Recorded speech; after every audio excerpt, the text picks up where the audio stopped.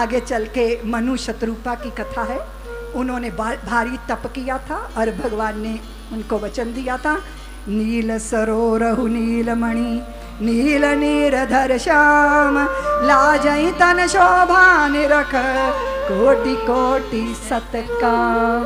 क्योंकि मनु शतरूपा को भगवान ने पुत्र होके और पुत्र वधु सहित उनके जीवन में आने का जो है वो वरदान दिया था, इसलिए भगवान का प्रादुर्भाव हुआ। फिर दूसरी कथा प्रताप भानु की बड़ी अद्भुत कथा है। और सुनो देवियों, एक एक प्रसंग ऐसा है जिसमें तीन तीन दिन बैठ के चर्चा की जा सकती है। एक छोटी सी समय की कटोरी में राम कथा के सागर को भरा नहीं जा सकता। हम तो ऐसे ही छोटी छोटी परिक्रमा करते हुए आगे जा रहे हैं। बस आप सीखना तो ये सीखो कि पंछी आपके मन का ऐसी डाल पर बैठा है जहां फूल और कांटे दोनों हैं। हाँ? बस आप इस कथा से ये सीखो देवियों कि मन हाथी है और इस मतंग रूपी मन पर भरोसा मत करना। इसके माथे पे गुरु द्वारा जो अनुशासन का अंकुश है उस पर भरोसा करना। स्मरण रखना बंधुओं, ये मन कभी कभी नारद भी बन जाता है और किसी विश्व मोहिनी के लिए दीवाना हो जाता है। इस मन पे भरोसा मत करना बंधुओं। इस मन के चारों पांव जंजीर से बंधा के जैसे हाथी को बांध के रखा जाता है, ऐसे नियम अनुशासन में बांध के रखा। हाँ? मन कभी विश्वामित्र भी बन जाता है और किसी मेनका की रूप राशि पे अपना तप न्यौछावर कर देता है। इसलिए स्मरण रखिएगा, ये मन का पंछी है, फूल और कांटे यहाँ दोनों हैं। और हमें आगे चल के प्रताप भानु शापित हुए थे, वो राक्षस बने थे और यहाँ रावण का जन्म हुआ। पर हमारे को तो देखना है कि ये कैसे राक्षसों के घर में भक्त पैदा हो जाते हैं और भक्तों के घर में राक्षस पैदा हो जाते हैं। आश्चर्य नहीं होता? होता है ना। अब देखो, हिरण्यकश्यप के घर में प्रहलाद जन्मे और पुलत्स गोत्र वाले महर्षि विशर्वा के घर में रावण का जन्म हो गया। आश्चर्य नहीं होता? दिति और अदिति दोनों सौतने हैं, पर पति तो एक ही है ना। एक देवताओं की माँ है और एक दैत्यों की माँ है। इसका मतलब पिता की ज्यादा बड़ी करामात नहीं है। सारी कहानी माँ पे आके अटकती है। माँ पे अगर माँ चाह ले तो राक्षसों के घर में कयाधु ने प्रहलाद राजभक्त को जन्म दे दिया था, पर विशर्वा के घर में कैकसी ने रावण और कुंभकर्ण को जन्म दे दिया। और आप जानते हो विशर्वा की 3 पत्नियां थी, जानते हो? एक का नाम था कैकसी। क्या नाम था? उससे हुए रावण और कुंभकर्ण। और एक का नाम था सुरक्षा। उसकी पेट से पैदा हुए थे ये जो विभीषण जी और त्रिजटा जी और कुबेर जी। और एक पत्नी है माया। माया से कौन हुई थी? शूर्पणखा हुई थी और त्रिशरा हुए थे और खरदूषण हुए थे। क्योंकि पिता एक है इसलिए सारे भाई बहन हैं। घोर तप किया, घोर तप। रावण के तप के वशीभूत होकर ब्रह्मा जी ने कहा, रावण क्या चाहिए? घोर तप किया। कीन विविध तप तीनों भाई,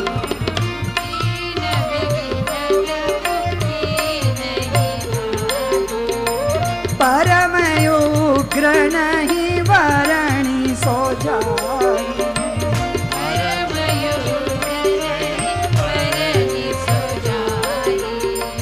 हम काहू के मरही ना मारे,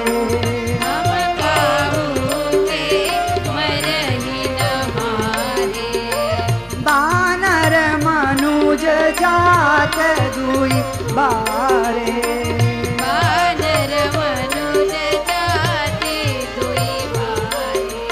जो तप होता है ना, अगर वो शक्ति मांगता है तो तब सृष्टि का संतुलन बिगड़ जाता है। और अगर तपस्वी तप से भक्ति मांगता है तो धरती धन्य हो जाती। रावण ने शक्ति मांग ली, किसी से ना मरूं, और नर और बानर की तो बात ही छोड़ दो, उनमें तो कोई जान ही नहीं है।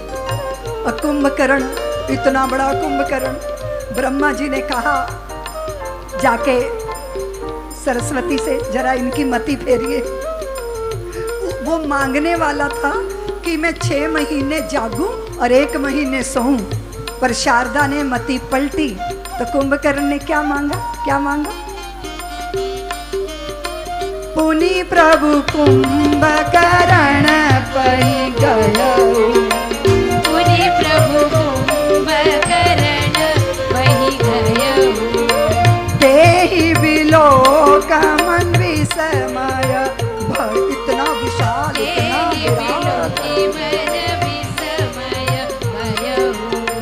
शारद प्रेरितासु मति फेरी, मागस नींद मास षट।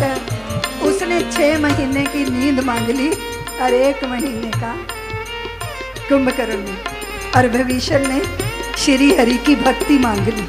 एक तप है, शक्ति मांगता है, एक तप भक्ति मांगता है। रावण ने शक्ति मांगी है, और जहाँ शक्ति आती है वहाँ मदोन्मन्नता आती है। जहाँ मदोन्मन्नता, यहाँ पे मदोमत्त हो जाता है बंदा, तो फिर वो मनुष्य सारी शक्तियों को अपने अंकुश में कर लेता है। और ये मत कहना दीदी माँ, रावण के तो 10 सिर थे, 4 इधर 5 इधर, तो रावण जी ऐसे ही रहते होंगे टेढ़े बेचारे। कभी सोचा तुमने कि रावण सोता कैसे होगा, है? करवट कैसे लेता होगा? पलंग में बड़ा सा होल करना पड़ता होगा, तो 4 सिर अंदर, फिर रावण जी महाराज करवट लेते होंगे, और जब दूसरी करवट लेते होंगे तब पलंग ऊपर और रावण जी नीचे, हैं? अब कभी कभी लगता है कि ये बाहें है ना, रात को दर्द करने लगती हैं। लगता है अगर ये फोल्डिंग होती तो आनंद था, है ना? रात को उतार के रख देते और सुबह जोड़ लेते। और बेचारे रावण के 20 इधर हैं, 20 इधर हैं। हे राम, फ्रंटियर मेल की तरह बोगी के साथ बोगी जुड़ी हुई है। हाय हाय, कैसी दशा बनाई तुमने रावण की। अरे वो अपने युग का लोकनायक था, संसार की स्त्रियां उससे विवाह करने की कामना करती थी। 6 सर का मतलब है कि 6 शास्त्र, 4 वेद उसको, उसकी प्रज्ञा में थे। समझो इस बात को। और अगर तुम सोचती हो कि बड़े बड़े दांतों वाले और बड़े बड़े सींगों वाले राक्षस होते हैं, तो फिर तुम प्राइमरी कक्षा की हो। और यहाँ बता दिया भगवान तुलसी बाबा ने, बता दिया निश्चर। निश्चर कौन है? बाड़े खल बहु चोर जुआरा,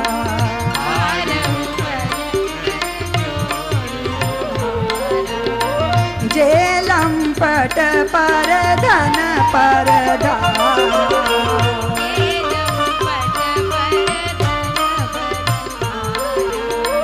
मानई मात पिता नहीं देवा,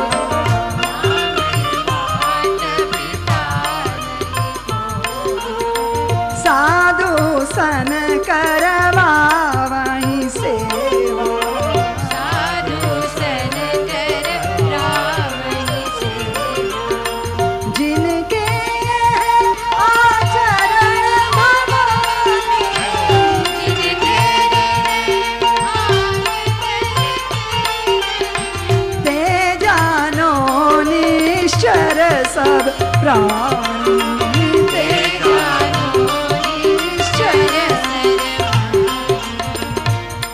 बाबा ने स्पष्ट कर दिया ना, जो माँ पिता की आज्ञा नहीं मानते, जो गुरुजनों का अनुशासन नहीं मानते, हाँ, और जो आश्रम में जाते हैं और फिर कहते हैं गुरुदेव जरा मेरा कमरा बदल दो, इसमें सही एयर कंडीशन नहीं चल रहा, ये चदरिया जरा गंदी है, इसकी सफाई करवा दीजिए। और बेचारे गुरुजी तकिया और चद्दर चेला के लिए लेके घूम रहे हैं, तो ये निश्चर ही तो हैं जो गुरु से सेवा करवा रहे हैं। तो जो राक्षसों के दांत बड़े और सींग बड़े नहीं होते, उनका आचरण ऐसा होता है, वो सारी मर्यादाओं को जो नष्ट कर दे। माई लाइफ माई वे, हम अपनी तरह जिएंगे, हमें किसी से कोई लेना देना नहीं है। इसलिए लड़कियां लड़कियों को लेके भाग रही हैं। एक जना रो रहा था, बोले दीदी माँ मेरा बेटा पता नहीं किसको ले आया है, कहता है इससे ब्याह करना है। मैंने कहा भगवान का शुक्र कर कि तेरा बेटा किसी लड़की को लाया है, और किसी लड़के को ले आएगा तब कहाँ माथा फोड़ोगे।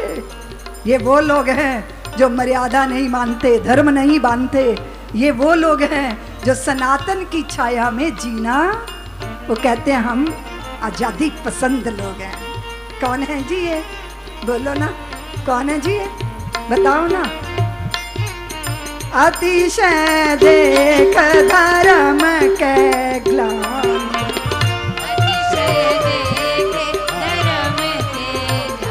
जब बहुत पीड़ा होती है, ये मत कहना कि धरती तब व्याकुल होती है जब इस पे बहुत सामान इकट्ठा हो जाता। नहीं, वो तो मिट्टी से ही बना है सब। धरती तब अकुलाती है जब धरती पाप के बोझ से बोझिल हो जाती है। और फिर एक ही रास्ता है, गाय धेनु बन जाती है, धरती धेनु बन जाती है। देवता प्रार्थना करते हैं प्रभु हमारा कल्याण करो, हमारा कल्याण करो। धरती रुदन करती है, रोती है, मेरा उद्धार करने के लिए ठाकुर धरती पर आओ। सारे देवता एकत्रित हो जाते हैं, भगवान को कहाँ ढूंढे। वैकुंठ का एड्रेस चाहिए, वहां जाते हैं। तो भोले बाबा ने कहा कि नहीं, इसकी जरूरत नहीं है। इधर उधर जाओगे ना, वैकुंठ जाओगे, साकेत जाओगे, वो भगवान के ऑफिस हैं, पर भगवान का घर कहाँ है जानते हो? पर भगवान कैसे प्रकट होंगे? कैसे?